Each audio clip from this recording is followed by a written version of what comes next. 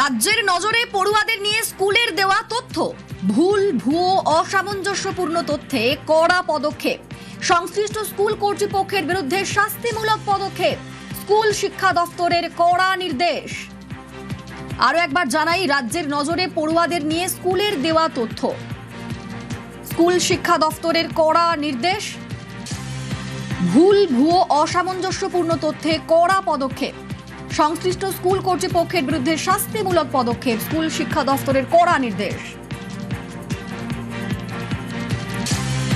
আমাদের সঙ্গে সরাসরি সোমরাজ রয়েছেন প্রতিনিধি।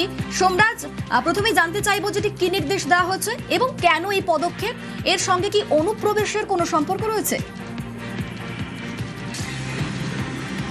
দেখো, মূলত যেটা নির্দেশ দেওয়া হয়েছে যে কেন্দ্রীয় সরকারের যে পোর্টাল রয়েছে সেই পোর্টালে রাজ্যের বিভিন্ন স্কুলের পড়ুয়াদের তথ্য দিতে হবে।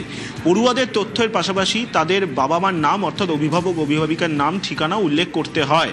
কিন্তু এক্ষেত্রে দেখা যাচ্ছে বিভিন্ন সময় কেন্দ্রীয় যে পোর্টাল সেই পোর্টালে বহু তথ্য যা ভুলে ভরা রয়েছে।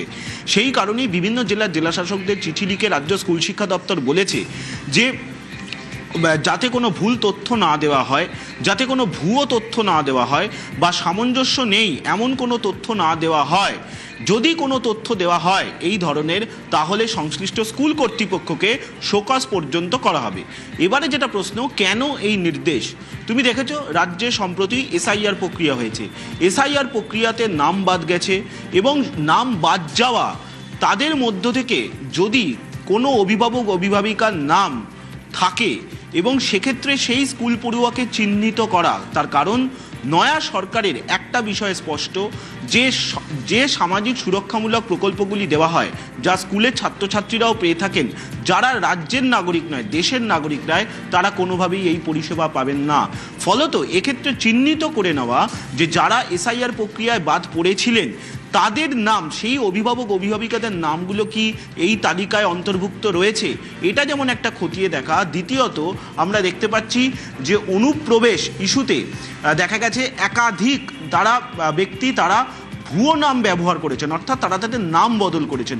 উত্তর চব্বিশ পরগনা জেলায় এরকম নজির রয়েছে, মুর্শিদাবাদ জেলায় এরকম নজির রয়েছে। তাই সেক্ষেত্রে ভুয়ো নাম ব্যবহার করেও কি স্কুলে এরকম পড়ুয়ারা রয়েছেন, অভিভাবক অভিভাবিকারা তারা নাম বদল করে তাদের ছেলে মেয়েদের পড়াচ্ছেন, সেই তথ্যও দেখিয়ে নেওয়া। এবং সেই কারণেই মনে করা হচ্ছে স্কুল শিক্ষা দপ্তরের তরফে এই নির্দেশিকা বা এই চিঠি জেলা শাসকদের দেওয়া হয়েছে। জেলা শাসকদের বলা হয়েছে যে তারাই এবার মনিটরিং করবে। তুমি জানো, স্কুল শিক্ষা দপ্তরের তরফে রাজ্যের পড়ুয়াদের একাধিক সুরক্ষামূলক প্রকল্প অর্থাৎ সামাজিক প্রকল্প, স্কলারশিপ থেকে শুরু করে মিড ডে মিল থেকে শুরু করে বিভিন্ন প্রকল্প দেওয়া হয়। কিন্তু এক্ষেত্রে যারা যোগ্য নন তারা কিন্তু এই পরিষেবা পাবেন না। আর সেই কারণেই মনে করা হচ্ছে স্কুল শিক্ষা দপ্তরের তরফে এই চিঠি জেলা শাসকদের পাঠানো হয়েছে, যেখানে বলা হচ্ছে ভুল তথ্য, ভুয়ো তথ্য বা সামঞ্জস্য নেই এমন কোনো তথ্য দিলে সেই স্কুলকেই শাস্তির মুখে পড়তে হবে। ধন্যবাদ সোমরাজ।